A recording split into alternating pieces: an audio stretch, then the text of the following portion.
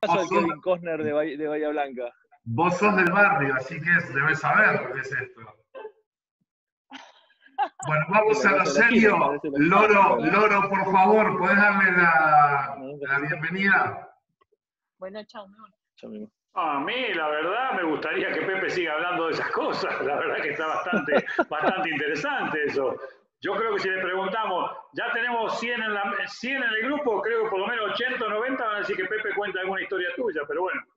Pepe, la verdad, creo que es uno de los lujos que nos podemos dar y agradecerte que nos puedas dedicar un rato de tu tiempo. Y bueno, la verdad, te reitero, creo que es un lujo. Ya completamos el cupo de gente y gente por el chat pidiendo cómo hace para verte, así que sé que lo vamos a disfrutar y queremos escuchar algo de tu innumerable, increíble trayectoria. Así que te damos la bienvenida al pequeño foro que armamos con la Pocha. Bueno, gracias, Loro. Nada, encantado. Arranquemos cuando quieran. Tenemos un rato para charlar de básquet, así que es fantástico. La Pocha dice que no va a preguntar nada, y es Juan el preguntón. Dice, yo hago esta sola pregunta y después hace 44 preguntas. Pero bueno, Pocha, si vas a hacer una sola, ¿qué querés hacer? ¿La primera o la última? ¿O haces dos? Yo le voy a dar la bienvenida también a nuestro maestro para que la lleve él y vos la conferencia. Así que, Tigre, al acecho. A ver cómo se porta ahora Pepe. ¿Qué Tigre? Bueno, ¿el Tigre Aguilar? Me muero. Sí, está el Tigre Aguilar y tenemos otro tigre que ya te lo voy a pasar. Tenemos otro tigre, nosotros le decimos el tigre porque siempre está enjaulado, esperando para preguntar. Y es un pibe nuevo que recién se inicia en esto del básquet, pero siempre le damos la oportunidad de que participe. No sé si Gracias, está por ahí el tigre. Buenas tardes a todos, buenas tardes Pepe. Hola Carlos. Hola, ¿cómo estás? Pablo, Daniel, todos los que están conectados. No, un gusto estar aquí y saber que voy a escuchar de vos, de todas las experiencias que tienes como jugador, como directivo, como empresario, así que nada, aquí estamos para escucharte. Un placer escucharte. Bueno, Pepe, para arrancar, hiciste una trayectoria en el básquet universitario, después de pasar un poco por la Liga Nacional, y calculo que como fuiste a la universidad, también como a muchos jugadores argentinos en ese momento, se le habrá brindado la posibilidad de Europa. ¿Cuál fue la decisión, por qué tomaste la decisión de ir a Estados Unidos a estudiar y de no tomar, como la gran mayoría, el camino del básquet profesional en Europa? Bueno, yo creo que hay varios factores. El primero creo que fue una cuestión también de los tiempos. Yo cuando tenía 15, 16 y empiezo a ver los partidos en ESPN que empezaban a televisarlos, se van a acordar, a medianoche, los pasaban fuera de horario, empezamos a ver los primeros partidos. Yo tenía, bueno, quizá un poco menos, pero con 15, 16 empecé a pensar en eso como una posibilidad. No sabía cómo iba a poder llegar hasta allá, pero como que se me puso eso como una meta, como un objetivo. Entonces, básicamente, después, bueno, de hecho, hablando en serio, Pocha me viene a golpear la puerta de mi casa y a pedirle a mis viejos que me deje ir a Roca. Yo tenía ahí 17, recién cumplidos, pero en mi cabeza, yo tenía la decisión tomada ya, no sabía cómo todavía, pero tenía claro que quería irme a Estados Unidos. Digo un tema de tiempos porque en toda esa época todavía no estaba el tema de Europa, solo se habían ido Nicola, Sconocchini, pero era un mundo desconocido. Yo, ya estando en la universidad, es cuando empieza el éxodo a Europa. Entonces a mí no me agarró en la liga, sino que ya me agarró con la cabeza desde hacía mucho antes, puesta en Estados Unidos. Me apareció la posibilidad de la beca. A mis padres le parecía muy bien porque mi viejo me hinchaba obviamente mucho con que estudie. porque bueno, nada, era jugar al básquet, era una posibilidad, pero nadie sabía, digamos, cuál era la capacidad que iba a tener para poder dedicarme a jugar al básquet, vivir del básquet, qué iba a pasar después, ¿no? Mi viejo en esa época estaba terminando su tercera ingeniería, entonces, digamos, vengo de un hogar donde el tema de prepararse académicamente era muy importante. Y entonces, bueno, nada, ahí cerró todo, porque yo iba a estudiar, iba a aprender inglés, mi mamá es profesora de inglés, entonces aprendía inglés, estudiaba y jugaba al básquet, era lo que yo quería. Lo de Europa, como que en mi cabeza viene mucho después, y yo ya estaba rumbeado para allá. Y mi obsesión, y quizá esto es lo más interesante de todo, digamos, lo más relevante, yo lo que veía era que en el sistema nuestro, estamos hablando de la liga año 94, 93, 94, 95, vos llegabas hasta la liga, que era ya muy difícil, y una vez que estabas en la liga, la competencia no estaba hecha para que el jugador joven siga mejorando, sino que estaba hecha para la competencia, ¿no? Es una competencia profesional. Y lo cual creo que está bien, es así, una competencia profesional se hace para que los equipos quieran ganar. Entonces, pero yo creía que mi juego, estaba seguro de que a mi juego le faltaba muchísimo para las aspiraciones que yo tenía como jugador, que no eran las que los demás quizá veían en mí, sino las que yo tenía para mí mismo, digamos, ¿no?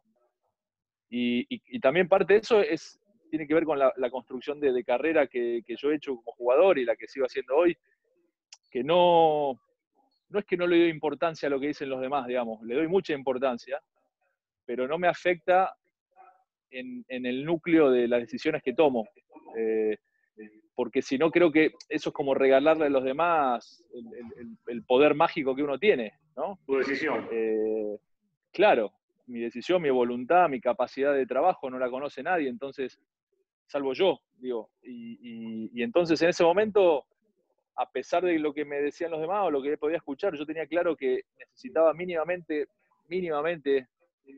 años de seguir mejorando en la fundamentación, sobre todo en la parte física, en el juego, en un montón de hábitos y de malos hábitos que yo traía. Creo que también eso es interesante, digamos. Yo sabía que tenía algunos malos hábitos, los demás me los remarcaban, pero a su vez no me daban soluciones, simplemente me los remarcaban. Pero yo era consciente de eso y lo que quería ir a un lugar donde me asegure de que me cambien esos malos hábitos por buenos hábitos, digamos. Dos. ¿Podés nombrar dos?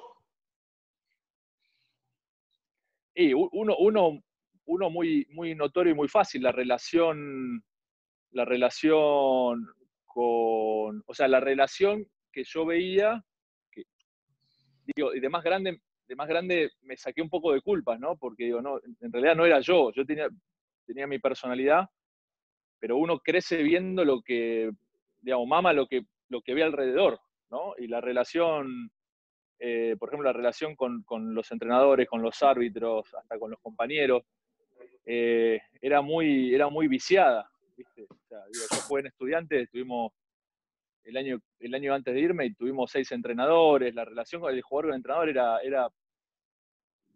era digamos, no era sana a mi forma de verlo. Y eso no era sana y no, quiero decir, no era sana mi relación tampoco, pero si alguien no me lo cambiaba, yo iba a crecer así, ¿no?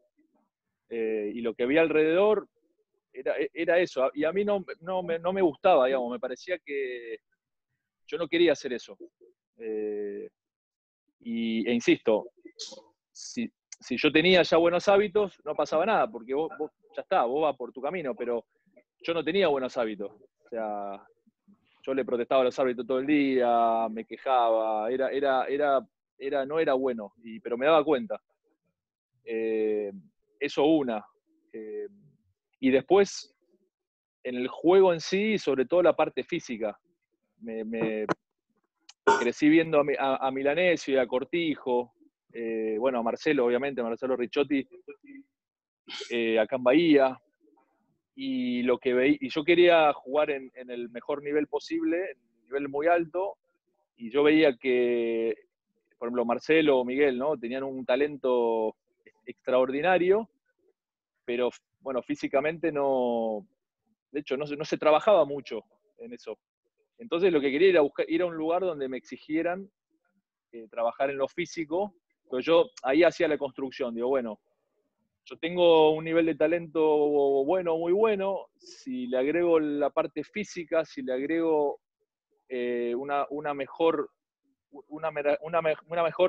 relación con las habilidades, que es un tema que hasta el día de hoy acá digamos, en esta parte del continente no trabajamos, trabajamos mucho en los fundamentos, pero que tienen que ver con lo colectivo. La fundamentación, como nosotros la llamamos, tiene mucho que ver con el colectivo, pero no trabajamos mucho la habilidad, ¿no? Que trabaja la escuela americana. Y el poder jugar más vertical. Yo era lento, entonces, bueno, si no juego más vertical, si mi juego no es más vertical y en vez de ser tan horizontal para trasladar, para un montón de cosas, porque, insisto, mi cabeza era, yo quería jugar en la selección, quería jugar en nivel internacional, y básicamente lo que fui haciendo fue siguiendo la estela de ver dónde estaba eso que me podía ayudar, y bueno, lo encontré en Estados Unidos, pero tenía que ver con eso, mucho con eso, con lo que veía, decía, en el mejor de los casos yo voy a poder ser tan bueno como este que está acá, que es un fenómeno, pero no voy a poder jugar, por ejemplo, a nivel internacional. Ahora, si vos tenías esos vicios, por ejemplo, relación con los árbitros, con los entrenadores, y vos sabías que lo tenía, ¿hasta dónde se cambiaron esos vicios, esos malos hábitos, cuando fuiste a Estados Unidos, por decisión y por esfuerzo tuyo o por obligación del lugar donde estabas? ¿Me entendés? Eso lo podrías haber cambiado acá a lo mejor, o allá porque quizás, bueno, si estás en una universidad, tenés una beca y creo que te dejé congelado, Pepe. Se cortó. Sí. Ahora sí. A ver si vuelve. ¿Me escuchás, Pepe? A ver.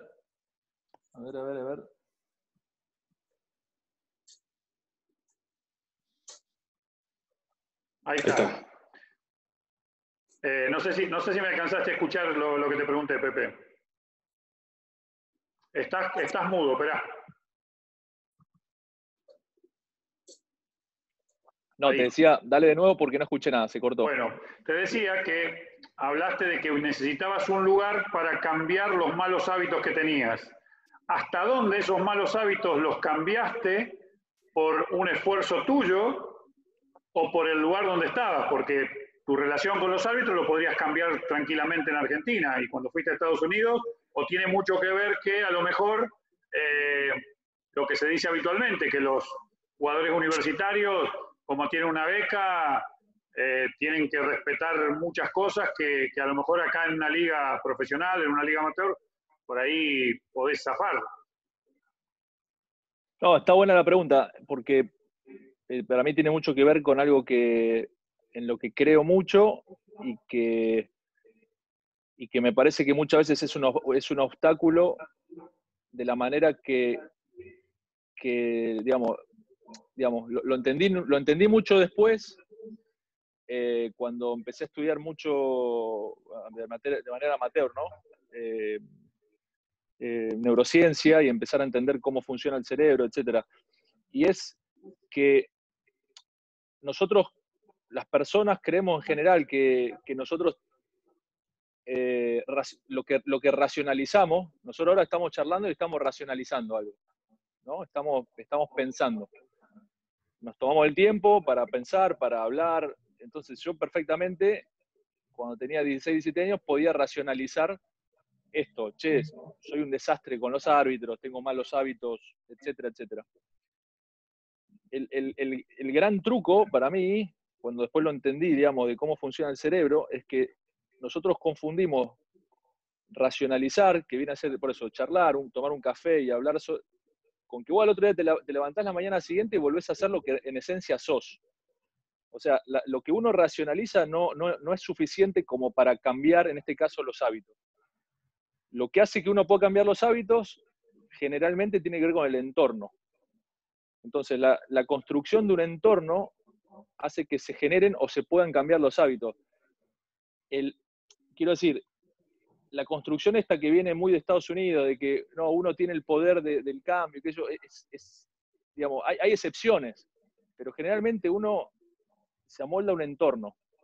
Entonces, cuando vos querés cambiar hábitos, o algunos cambiarlos o otros generarlos, lo que tenés que buscar es un entorno. Y yo, sin darme cuenta, sin tener esta información, porque no sabía por qué, lo que buscaba era ir a un entorno que me facilite todo eso, porque si no, y en esto estoy haciendo mucho autocrítica, quiero decir, estoy mostrando la vulnerabilidad y te estoy diciendo básicamente, no podía solo, no tenía la capacidad, es muy difícil vos solo, insisto, una cosa es charlarlo. Mirá, te cuento una anécdota de esto, pero pasa, si lo analizás, a ver qué pasa en todos los días, en todas las situaciones. En mi tercer año en Málaga, que los 3 años fueron con Sergio Escariolo, estábamos ya sobre el final de temporada, y yo la verdad que viste, era bueno, los que me han tenido como jugador era intenso, porque estábamos cerca de jugar al Final Four y qué sé yo. Y Sergio me dice, jugamos un partido en Menorca, la noche anterior estamos, qué sé yo, y me dice, ¿sabes qué pasa, Pepe? Que dice, yo te escucho, lo que pasa es que imagínate tener 12 como vos, que me estén hablando de que tenemos que ganar hoy, porque si no ganamos hoy, la semana que viene jugamos contra tal. Y en ese momento yo lo racionalicé, dije, claro, tiene razón, digo, pobre tipo, mirá si tiene 12 que le están diciendo, al día siguiente, en medio del partido, volvió a hacer lo mismo. O sea, no por racionalizar algo, digamos, uno cambia el comportamiento. Y todo el tiempo uno está tratando de ir a la razón como un generador de hábitos o como un catalizador de comportamientos, y en realidad, aparte que es mucho más fácil, lo que genera eso son los entornos. Cuando vos generás un entorno, y voy a poner un ejemplo ahora muy, muy puntual y muy reconocido y que todos vamos a coincidir. San Antonio. ¿Cuántas veces escucharon, no, tal jugador es conflictivo, pero va a San Antonio y se comporta de tal manera? No es porque Popovich necesita razonar con él. Realmente Popovich ni se sienta a hablar con él. Lo que sucede es que entra a un entorno, y el entorno te condiciona, para bien o para mal. Entonces lo que sentía era que tenía que cambiar o generarme un entorno donde me condicionara hacia ciertos lugares que yo quería ir. Entonces, nada, absorbí todo lo que pude absorber de los 2 años que jugué en la liga, pero sabiendo que me quería ir a un lugar donde fuera un entorno más propicio. Insisto, en cuanto a la disciplina, en cuanto al tema del físico, a que me brindara la infraestructura para poder hacerlo también. Y sabía que a cambio de eso, bueno, tenía que resignar dinero. Lo que había que resignar es dinero. Yo no cobré un peso hasta que tuve 23 años. Pero bueno, era una apuesta a largo plazo. Pepe, ahora te voy a hacer una pregunta. La semana pasada estuvimos en una mesa redonda con los entrenadores hablando de las zonas. Y habíamos como una conclusión que la zona es una de las cosas que tienen los entrenadores como para prácticamente dar vuelta a un partido o tener una filosofía. Te pregunto, vos que estuviste en una universidad y con un entrenador que la zona es religión, ¿cómo fue defender mucho tiempo zona? ¿Te sirvió para estimular tus capacidades defensivas o crees que al contrario te perjudicó en el desarrollo para después defender a un hombre? Bueno, a ver, en lo personal me perjudicó, creo, porque cuando después tenía que dar el salto a la NBA, una de las grandes dudas era si podía defender hombre a hombre o no, por ejemplo, porque nunca nadie me había visto, entonces, pero es difícil después de repente demostrarlo, ¿viste? Entonces cuando fue la época del draft, nunca nadie me vio defender hombre a hombre, entonces era como un asterisco, ¿puede defender hombre a hombre o no puede defender hombre a hombre? Entonces, como jugador, la verdad que no, quizá, a ver, puedo decir que me puede haber mejorado en la parte del lado débil, digamos, de todo el tiempo moverme con la pelota. Creo que en eso seguramente me ayudó, pero yo eso ya lo hacía y bastante instintivamente, digamos, de dar el salto hacia el balón cada vez que la pelota se mueve. Lo que sí rescato en ese caso de John Chaney y de algo que aprendí de él y que lo uso siempre, es que no importa tanto qué haces, el tema es con la convicción que lo hagas y que tengas un nicho, ¿viste? Yo lo que veo que falta nicho, falta, digamos, se usa poco la herramienta de decir, mira, yo voy a hacer esto, porque yo creo cada vez más que no es tan relevante el qué haces. ¿Qué depende? Zona, hombre, acá, para allá. ¿Cómo? Me parece que no es tan relevante, claro. Está bien, ¿qué te gusta? Mandarlo para el costado. El tema es con qué convicción y cuánto tiempo le pones a eso y cómo hacer para convencer al jugador de que lo haga y de que aún equivocándonos todos, si lo hacemos consistentemente algo va a salir. Y en eso Chaney fue un monstruo porque lo hizo con la zona, lo hizo con su lema que era no pérdidas, que después es discutible, digamos, es discutible, por eso insisto, ¿no? El qué por ahí es discutible, pero en sus equipos no se perdía la pelota, y en sus equipos se defendía zona, y nosotros moríamos con eso, y de hecho, mi último año, que es el año que nosotros estábamos para ir a Final Four, veníamos de jugar Final 8 el año anterior, teníamos un equipo que podríamos haber llegado, no te digo caminando, pero casi. Perdemos contra Seton Hall en segunda ronda, que era un equipo totalmente mediocre, pero tenía 2 tiradores que estaban iluminados, y Chaney no salió de la zona, y perdimos. Y era un partido para ganar de 30. Yo en ese momento me recontracalenté y no a él, pero digamos, lo recontraputeé, porque era mi último año, dije, nunca más tengo una oportunidad, pero con el tiempo dije, claro, pero él hizo una carrera de 20 y pico años en una universidad, entonces, digo, esa está bien, ahí nos vamos a ir obviamente en el básquet profesional no existen proyectos a largo plazo, es difícil, digamos, plantearle esto a un dirigente, etcétera. Pero digo, la ganancia que tiene tener un nicho, porque no, todo en el juego es tan grande que no lo va a poder abarcar todo. Y me parece que muchas veces yo veo que en general, los entrenadores se pierden en querer abarcar todo, ir cambiando todo el tiempo y querer, y en realidad, creo, por eso, después de Chaney creo muchísimo en los nichos. O sea, decime que yo te miro y sé quién sos, digamos. Yo tengo que saber quién sos, qué vas a hacer. Si yo te miro y no sé qué vas a hacer, para mí no es una virtud eso. Es digamos, porque... una debilidad. Es una debilidad, claro. Y veo que todo el mundo está demasiado preocupado con el qué, ¿viste? En vez de perfeccionar algo. No, porque parecería que hoy hay una sobreinformación de 700 maneras de defender un pick, 700 sistemas y demás, y hay mucho, pero quizás con no la excelencia de hacerlo bien pocas cosas, ¿no?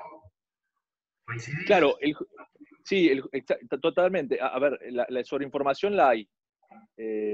para lo bueno y para lo malo. Pero me parece que el jugador, por eso hay un tema que a mí me apasiona, que es algo que en lo que estamos trabajando mucho. Nosotros este año, yo sé que es medio subversivo, pero digamos, nosotros este año no hacíamos ni charla previa al partido, ni charla en el entretiempo, ni charla al final.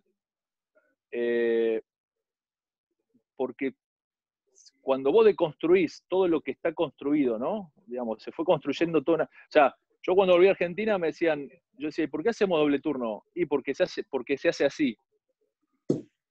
Digo, el que se hace así es peligroso, porque, digamos, podés seguir, Son ¿no? modas.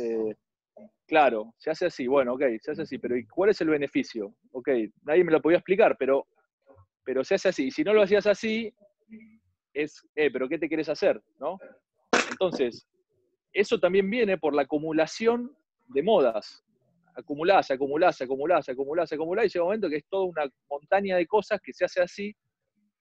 Y yo como jugador, y creo que tenía la capacidad intelectual para absorber quizá un poquito más que la media de los jugadores, digamos, te puedo asegurar que lo que puedo absorber de un entrenador, o de quien sea, del que se me ponga enfrente, antes de entrar a la cancha, con el corazón, digamos, con la adrenalina, yo antes de entrar a la cancha, iba al baño 3 veces. Sí, me acuerdo. Hasta el día que me retiré. Eso es un síntoma de estrés, ¿no? Es un síntoma de estrés. Lo hablé con un médico y me dice, bueno, sí, tiene que ver con que vos asociás el juego por ahí con una batalla. Entonces dice, no, los soldados cuando van a la guerra, porque si te pegan un balazo, tenés que tener el intestino gozo, porque si no se te infecta. Fíjate vos, es estrés, dalo vuelta por un lado, es estrés, es ansiedad, es lo que quiera. Entonces, vos tenés un jugador estresado, que cuando pisa la cancha, el ritmo cardíaco se va a 180. Que le metiste a la mañana una cantidad de información absolutamente indigerible porque aparte venís acumulando, el cerebro es un disco duro, vos le metés ese momento que no tiene más, ¿no? El RAM se traba. Antes del partido le metiste otra charla más, con información. Y todo es información, ¿eh? Para mí el cerebro es una computadora y todo lo que uno pueda, digamos, todo lo que pasa alrededor es información, es bits de información. ¿Cuánta información le querés meter a un pobre diablo que entra a una cancha a jugar con gente, con un tanteador, con un oponente, con la familia que probablemente, ¿no? lo presiona por un lado para otro? El agente, el periodista, la novia. Hoy las redes sociales, la novia, el amigo, el tío, digamos, si lo deconstruís, no tiene razón de ser, salvo las ganas del entrenador de decir, bueno, yo hablo, porque quiero hablar y les quiero contar toda esta información, como decía vos recién, Pocha, toda esta información que tengo. Está bien, pero ¿quién está pensando en el receptor? Esta es la gran pregunta que yo tengo para los entrenadores. Digo, ¿quién piensa en el receptor? Está buenísimo todo tu laburo y todo lo que vos hacés y todo lo que sabés. Está genial, pero ¿quién piensa en el receptor? ¿Quién está pensando en mí como jugador, que soy el que al fin y al cabo voy a jugar? ¿Cuánta información? Tomar las decisiones. Y claro, entonces digo, ¿quién está pensando en cuánta información yo puedo absorber? Ahí me preguntó, en qué momento del día la absorbo mejor? ¿Cómo la absorbo mejor? La absorbo mejor si me gritás, dudoso. Si me hablás de una forma, si antes de darme la información me haces un chiste y me sacás del foco, porque estoy, digamos, hay mucha información que está buenísima, pero hay muy poco pensamiento puesto en el receptor de la información, que es lo que importa. A mí me cambió mucho, pero no me cambió, me dio mucha... Cuando me dijeron esto, para mí, viste, como que todo hizo clic, ¿no? Dice, si vos tenés un entrenador que sabe 10, por eso cuando escucho, viste, no, ¿cómo sabe tal entrenador? ¿Cuánto sabe?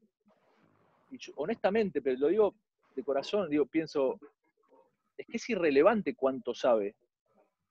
El tema es cuánto le puede comunicar al jugador, que es el que tiene que recibir esa información, si no lo que sepa el entrenador es irrelevante. Entonces me dice, si vos tenés un entrenador que sabe 10, pero que puede comunicar 2, o tenés un entrenador que sabe 4, pero comunica 3, ¿con quién te quedás? Con el que sabe 4 y comunica 3. Y sin embargo, por ahí estamos digamos, todo el mundo del deporte en general, digo, ¿no? Está todo el tiempo mucho más pensando en la sobreinformación esta de la que hablamos, que en aprender a ver cómo hago para hacerle llegar en el momento correcto, de la forma correcta, en la dosis correcta, al jugador que es el que tiene que después ir y ejecutar. ¿Y por qué te digo esto? Porque este es un ejercicio que me lo contaron de Bielsa, entrenadores de fútbol que fueron a ver a Bielsa. Con esto yo también tenía la obsesión de, no, voy a ir a ver a tal, a ver qué hace. Y hace años me contaron, y me hizo como también mucho ruido, ¿no? Lo fueron a ver a Bielsa, y Bielsa les dice, no, pero no vengan hasta acá. Dice, ¿qué pueden llegar a ver? Dice, se gastaron los pasajes, vinieron hasta acá. No sé, el tipo estaba en España, parece que estaba en Bilbao. Dice, ¿qué pueden llegar a ver en un entrenamiento que por ahí es entre semana, que es entre partido y partido? Dice, ¿ustedes quieren saber de mí? Vean 100 partidos de cómo juegan mis equipos y descubran los patrones de juego que hay en ese equipo. Y ahí van a ver a Bielsa. Yo decía él, cuando quise ver cómo jugaba Guardiola, no lo fui a ver a Guardiola. Lo que hice fue, me miré 234 partidos de Guardiola, del Barcelona B, del Barcelona, hasta que pude entender y adelantarme a los cambios que iba a hacer en el partido. Porque en realidad es cómo juega tu equipo, no lo que vos sepas. Para mí es irrelevante lo que... Entonces yo hablo con un entrenador, y yo, no, por esto, por lo otro. ¿Y cómo juega tu equipo? El sello de un entrenador es lo que el equipo hace, lo que los jugadores hacen en el campo. Por eso digo que ahí hay que ajustar esa sobreinformación y esa obsesión con la información con todo lo que tiene que ver entre el emisor y el receptor. Y ahí me parece que el entrenador, en general, no del básquet, en general tiene un margen de mejora extraordinario. Pepe, Pero no le damos bola, no estamos enfocados en eso. Seguimos enfocados en la parte, dura de la cosa. te pregunto, dijiste que no hay charla previa, no hay entretiempo. Corregime, das por sabido que tu jugador tiene una capacidad intelectual basquetbolística que no necesita un ajuste, un cambio del entretiempo o en un minuto del entrenador. ¿Vos crees que todos los jugadores tienen esa cultura o ese conocimiento intelectual? Bueno, no. Lo que pasa es que hay pasos previos. La información se la damos primero de forma individual, porque no todos absorben de la misma forma. Y de hecho, como jugador, me pasaba todo el tiempo, y los que hemos jugado, vos no, Pocha, vos no entraste en el grupo. El grupo que estoy hablando no me refiero a vos, está claro. Todo lo que hemos jugado, somos 12 jugadores. Por ejemplo, te lo llevo a un post partido, digamos, ¿no? Al video al día siguiente. Nos sentamos los 12 jugadores y el entrenador empieza a marcar generalmente errores, porque es muy raro que marquen las cosas que hicimos bien, ¿no? Lo cual para mí eso es tremendo, o sea, es tremendo, porque volvemos al tema del entorno, o sea, si vos hiciste 10 cosas, 8 mal y 2 bien, si construís sobre las que hiciste bien, a mitad de temporada tu equipo va a tener un montón de hábitos y de comportamientos. Si construís sobre las que hiciste mal, en realidad es muy difícil mejorar sobre eso. Ahora, te sentás en una sala de video y el entrenador empieza a corregir en el colectivo, ¿no? Entonces a vos te toca una de cada 10, más o menos, en promedio, digo, ¿no? Con lo cual, en vez de vos estar receptivo a aprender, para ver qué puedes mejorar, estás receptivo a ver cuándo te toca. Y tu atención, que es lo más importante, digamos, hoy el sistema que nosotros trabajamos en Bahía Básquet es absolutamente referido a la atención, a la atención. Y cuando digo atención, no me refiero a la atención tanto del foco, sino solamente eso, sino a la atención plena, a la cuestión de vos poder estar en el momento presente digiriendo la situación, porque después en el juego vos vas a jugar siempre para adelante, ¿no? El juego del básquet es un juego a futuro.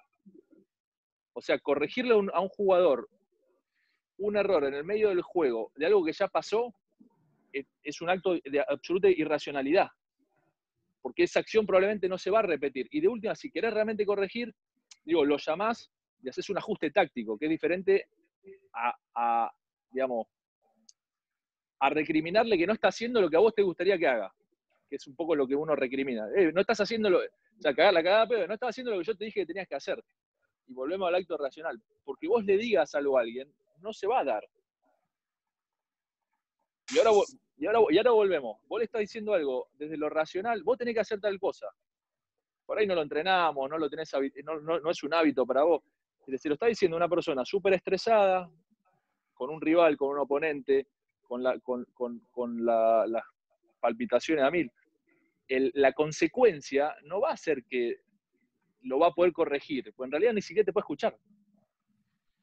Entonces, nosotros, ¿cómo damos la información? Antes. ¿Cómo la damos? De forma individual. Y no dura más de 2 o 3 minutos la información. El emisor-receptor. Porque no da para más de 2 o 3 minutos. Nadie tiene la capacidad para escuchar eternamente, y ni hablar de estas generaciones que no son análogas como nosotros. Estos chicos no pasan el minuto y medio. Nosotros trabajamos con chicos, está bien, es diferente, pero dentro de 3 o 4 años, todos los que están van a ser chicos, quiero decir, porque ya son todos millennials para abajo, para arriba.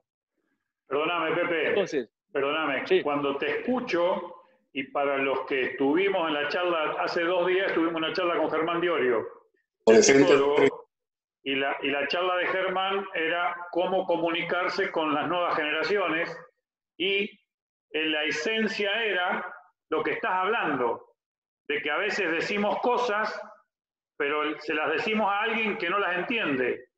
Entonces, realmente, bueno, estoy haciendo un paralelismo con eso y me parece que los que estuvimos en la charla con Germán, creo que lo estamos ratificando. Pero yo te quería cortarte y hacerte una pregunta.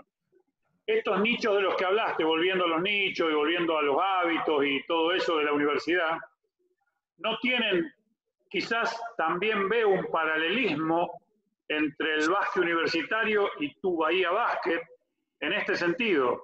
Es decir, hay un grupo de jugadores que por ahí Chaney convence por lo que dice, pero también porque tenés que sí o sí estar convencido de Chaney, porque no tenés muchas opciones. Es decir, no creo que vayas a la Universidad de Temple o a Kentucky a discutirle a Calipari, a decirle, no, a mí me parece que esto no se hace así porque calculo que durarías poco. Y los chicos que hay en Bahía Básquet, es decir, el proyecto Bahía Básquet, son un montón de chicos que lo que tienen es quizás un apetito, un hambre por trascender y están, entre comillas, usando Bahía Básquet para poder generar un futuro. Que si cualquiera se sale de esa vía, está fuera, es decir, por lo mismo que dijiste, por el entorno. No sé si estoy tan errado. No, está buenísimo y por eso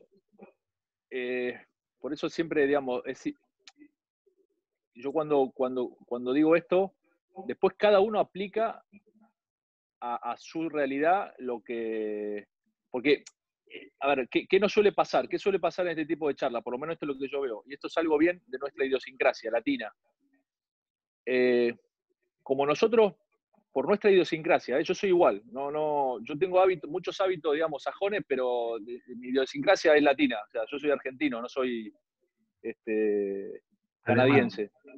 Claro. El problema a ver, que surge cuando se da esta charla, por eso yo no soy tan abierto a estas cosas, porque por un lado está buenísimo, pero por otro lado genera confusión, porque todo el mundo personaliza. Porque es nuestra idiosincrasia, nosotros personalizamos. Quiero decir, tomamos lo que en este caso yo estoy diciendo, soy una persona X, y lo personalizamos en términos de decir, sí, bueno, pero yo, en mi situación, yo esto no. No, partamos de esa base. Cada uno tiene una realidad. No es lo mismo dirigir a un equipo de veteranos que dirigir a un equipo de jóvenes, no es lo mismo dirigir con un contrato de 5 años que con un contrato de mes a mes, no es lo mismo, o sea, eso está clarísimo. Ahora, dicho esto, la relación receptor-emisor, eso es universal, quiero decir, porque el cerebro es universal. Por eso digo, es interesante que ahí cada uno, digamos, toma lo que le sirve, pero no va a poder adaptar mi realidad a la realidad de cada uno, porque entonces siempre ahí está ese cortocircuito y decís, no, bueno, pero esto yo no lo puedo hacer. Y ahí se rompe todo, digamos, ahí queda todo en la nada. Claramente que digamos, el programa que tenemos nosotros tiene sus ventajas y sus desventajas, porque esa es una ventaja, pero bueno, nadie dice tampoco que no es tan fácil salir a jugar en la Liga Nacional con chicos de 18 años. Sin ninguna duda. Es una gran desventaja, entre otras tantas. Ahora, de lo que yo venía hablando, que tiene que ver con tomando el cerebro de una persona, por eso como una computadora, entendiendo el cerebro de una persona como una computadora que tiene un coding, que son las emociones. Eso es así, no lo digo yo, digamos, el cerebro funciona así. Es una supercomputadora que tiene un disco duro, o sea, puede asimilar X información, cada uno es distinto, por eso es tan importante que la cosa sea individual, porque cada uno tiene una capacidad muy diferente, y la forma en que asimilamos las cosas es mediante la información codificada a nivel emocional. Ahora, nosotros podemos ir trabajando sobre la información dura, que es el dato duro. Digo, la zona, si lo envías para acá, para allá, y hoy, por ahí eso no es tan relevante porque yo le digo a todos, vos hoy tenemos la suerte de que querés saber cómo juega Brad Stevens en Boston y ponés YouTube Brad Stevens y ya está, ponés clic y está.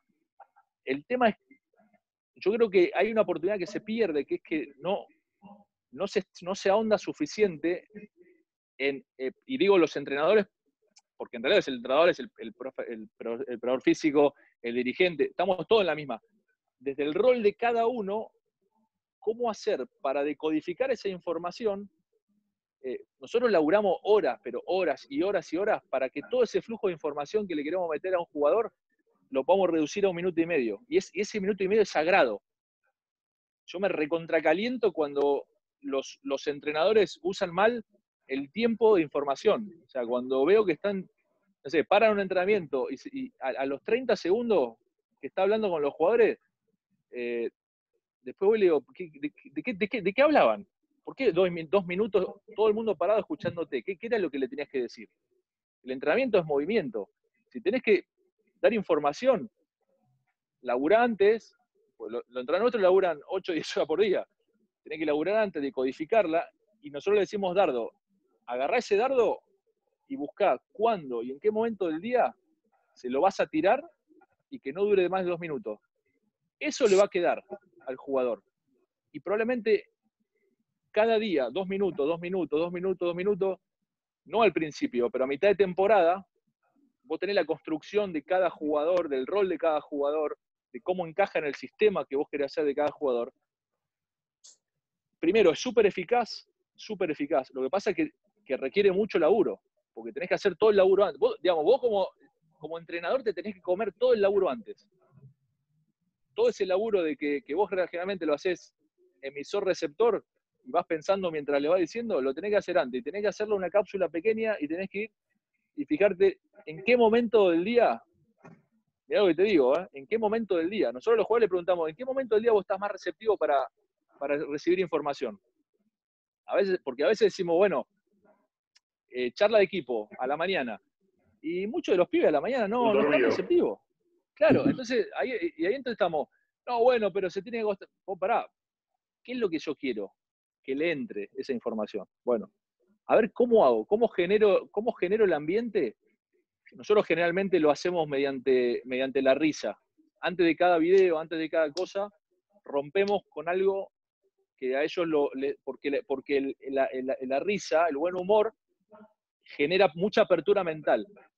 En el medio le metemos el balazo. Cortito, pap, y cerramos con risa. El cerebro fija. Si yo lo que quiero es que el tipo fije 5 conceptos, no 50.000. Yo sumo 5 conceptos de cada jugador, pero que me lo dé con consistencia, y a mitad de temporada tengo un equipo que juega algo. Mejor, peor, vas a ganar, vas a perder, pero y a partir de ahí va cada vez más a lo finito, a lo finito. Entonces, yo no estoy hablando de cómo jugar, no estoy diciendo si tenés que jugar de esta manera o de otra. De lo que estoy hablando es de cómo haces para que eso que cada entrenador quiere, la famosa idea del entrenador, suceda. Porque lo que veo, y ahora voy a la verdad real. Yo cuando veo jugar a los equipos, no sé a qué juegan. Entonces, evidentemente, tan claro no está, ¿se entiende? Salvo los 4 o 5 equipos que todos, no te hablo del básquet, de todo el deporte mundial, salvo los 4 o 5 equipos que ves, que decís, che, estos tipos siempre juegan igual. Digamos, juegan, o sea, digamos, tienen muy claro qué juegan. Y siempre terminamos hablando de los mismos nombres. Entonces hay un patrón ahí, hay un patrón. No, digo, San Antonio, ¿no? De Guardiola, o sea, siempre hablamos de los 4 o 5 tipos. El Cholo Simeone. El Cholo Simeone, o casualidad, ganan millones y millones de dólares. Entonces, pero después todos vamos a querer copiarle cómo juega el equipo. Y no es eso. No es Pepe, eso. El hecho de las no charlas prepartido, de suspender todo eso, ¿es también una forma de medir hasta qué punto los jugadores incorporan todos los dardos que les van tirando sin necesidad de refrescárselos? Che, perdón, me queda 1% de batería y acá se cortó la luz. No hay luz, ¿no? Bueno, si se corta, tranquilo. Si se corta, veo cómo me reconecto. No, quedan 10 minutos, así que la última pregunta, Carlos Morales, por favor, después del loro. Sí, si se corta, los saludos. ¿Cómo no? Pepe, te quería preguntar, ¿nos podrías dar un ejemplo específico de algo que dan en esas capsulitas de minuto y medio a 2 minutos? Ahí entra, digamos, rol, sistema de juego. O sea, eso es mucho de rol, sistema de juego. Cada entrenador tiene 3, 4 jugadores, esto es muy cultura americana, y elegidos también por afinidad personal, porque al fin y al cabo necesitas que haya ese feeling, que no todos lo van a tener con el entrenador o con quien sea, con el entrenador principal, y mucho, ahí hay mucho trabajo del entrenador individual, generalmente acompañado de imágenes, que no sea más de 30, 40 segundos, mucho contacto físico a la hora de que ese dardo entre. Cuando digo contacto físico, digo abrazo, usamos mucho el tema afectivo, y después en el campo lo retribuimos con eso. Cuando el jugador intenta hacerlo, aunque le sale mal, siempre es ilusión. Nosotros le decimos ilusión. Para nosotros el juego es ilusión. Podemos estar perdiendo por 50 y es ilusión, porque como el juego es un devenir, al otro día le decimos FBI, ¿no? Al otro día es FBI. Y nos sentamos, con toda la tranquilidad del mundo, che, esto no nos sirve, no te sirve a vos, vamos de nuevo. Obviamente, esto lleva tiempo, pero que el jugador sepa que cuando entra a la cancha, entra hacia la ilusión, y cuando el jugador lo empieza a creer, es impresionante. Nosotros levantamos partido perdiendo por 14 puntos, faltando 3 minutos. O sea, y eso es Y no una vez, 2 veces, 3 veces, 4 veces. Sí, no, porque son jóvenes. Sí, no, porque ellos creen que, digamos, ellos siguen jugando hasta que el partido no se acaba. Y eso es un mindset, digamos. Cuando vos entras a la cancha sabiendo de que el error es parte del juego, de que si te equivocás haciendo lo correcto, te van a bancar, que no hay cambio castigo, que cuando no vas a jugar te decimos, mirá, hoy por ahí no vas a jugar, porque hoy, digamos, el jugador es muy afecto a eso, muchísimo. Lo que pasa es que, insisto, no todo esto que estoy diciendo es llevable a todos los lugares, pero sí hay una realidad de que estos chicos, sobre todo los chicos jóvenes, reaccionan quiero decir, yo tengo un hijo de 5 años y yo no lo he retado más de 4 veces en mi vida. Y eso, y Lugarini, que tiene 18 años, un día a Cepo le pegó un grito, me acuerdo en el partido, me quedó grabado, le gritó, no sé qué, y el pibe se dio vuelta y lo miró como diciendo, pero ¿por qué me gritás? Y claro, Lugarini nadie nunca le gritó. Porque la mamá de Lugarini tiene mi edad, y ya no los crían, no se cría así. Entonces, esa comunicación ya no es más lo que era. Claro.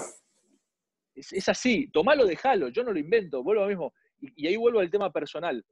En nuestra idiosincrasia, todo lo que decimos es como personal. Y en realidad es información. ¿La tomás o no la tomás? Es indiferente. No es mi información, es la información. Claro. Yo lo que hago es trabajar con la información. No hay nada mí en mi sistema de trabajo. No hay nada mí, no hay nada personal, no hay nada. Es más, dentro de 2 años por ahí te estoy diciendo todo lo contrario. Y lo mismo con el juego. El juego no es de nadie, el juego es. Hoy es así, mañana es asá. Pepe, ya estamos llegando al horario y no quería dejarte de preguntar, la última pregunta, ¿qué visualizás en Bahía Basket en los próximos 10 años? Bueno, este año fue el año, para mí es el año este año que pasó, fue el año donde yo siento que finalmente, digamos, pude concretar una visión de lo que yo quiero como sistema en todo sentido, no solo en lo que pasa en la cancha, digamos, es el reflejo, pero en todo sentido, porque bueno, partiendo de la infraestructura, y lo que envisiono es esto que pasó este año, digamos, seguir creciendo sobre esas bases, básicamente es tener el modelo universitario americano, creo que un poco más ayornado, pudiendo jugar en una liga profesional, con todo lo difícil que es, pero pudiendo jugar en una liga profesional, pudiendo jugar contra hombres que juegan muy bien al básquet, que esa es otra cosa que me llama la atención, cómo, digamos, en Argentina hablamos de la liga en términos de que, como no, el nivel, o sea, la liga argentina es una liga que tiene un nivel muy alto. Claro, si te comparás con la Euroliga, pero eso es como si, no sé, yo comparo a mi hermana con una modelo de 20 años. Ahora, dentro de Latinoamérica, que es nuestro entorno, los jugadores saben jugar, los entrenadores saben plantear partidos tácticamente, físicamente ha crecido muchísimo. Es una liga muy competitiva. Digo, Vildosa salta de Quilmes a ser base de equipo de Euroliga. Eso no pasa en otras ligas. O sea, dentro de Latinoamérica, que es lo que somos, no somos, insisto, no somos Europa, que tiene a Serbia, Lituania, Rusia. Yo creo que es una liga muy, muy competitiva. Después, bueno, vienen mejores americanos, peores, se va un jugador, viene otro, pero en sí, vos fíjate, la selección argentina, a diferencia de nosotros, todos estos chicos jugaron en la liga 4, 5, 6, 7 años. Digo, en ese sentido, me parece que cagamos a palo mucho el nivel de la liga, y también que el nivel de la liga es el nivel que tenemos todos, quiero decir.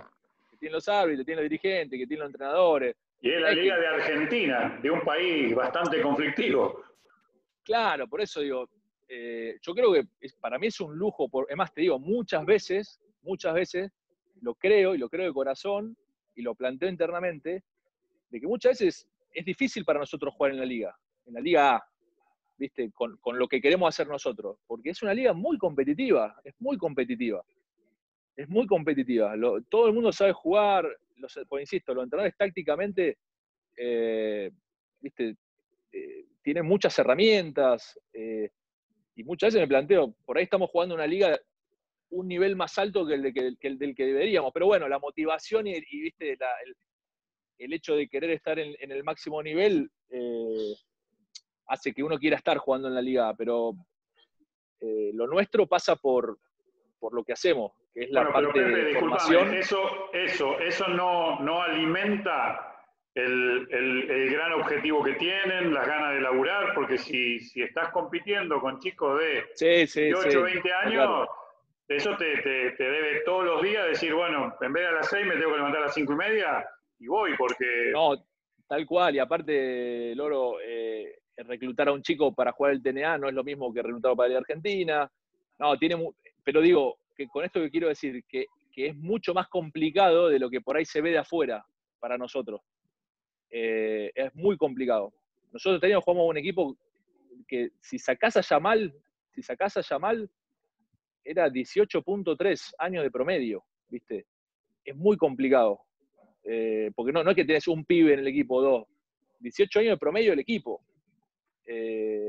Y por eso insisto, y la liga es difícil. Cuando vos la jugás, le pasa a los equipos que ascienden, ¿no? Que el primer año, el segundo año se pegan unos palos. Van a pasear. Claro, es una liga complicada. Es una liga complicada, en el buen sentido. Entonces, bueno, mantenernos en la liga es fabuloso. Y después, nada, seguir ahondando sobre el modelo que tenemos nuestro, que es básicamente un modelo universitario de formación, de talentos, y que la verdad que es súper divertido, porque vas todos los días a laburar con pibes que ¿viste? Que tienen una energía terrible, y como vos decías, que claramente quieren estar donde están, ¿viste? En eso somos muy también exigentes, digamos. No queremos trabajar con gente que no quiera estar con nosotros, porque si no se hace muy difícil. Pero la verdad que es hermoso ir a laburar todos los días. Bueno, Pepe, muchísimas gracias. Nos quedaríamos mucho más tiempo, pero sabemos que, habíamos pactado esto y lo tenemos que cumplir. Así que te quiero agradecer personalmente. Todo el mundo seguramente debe estar muy contento de lo que aprendimos.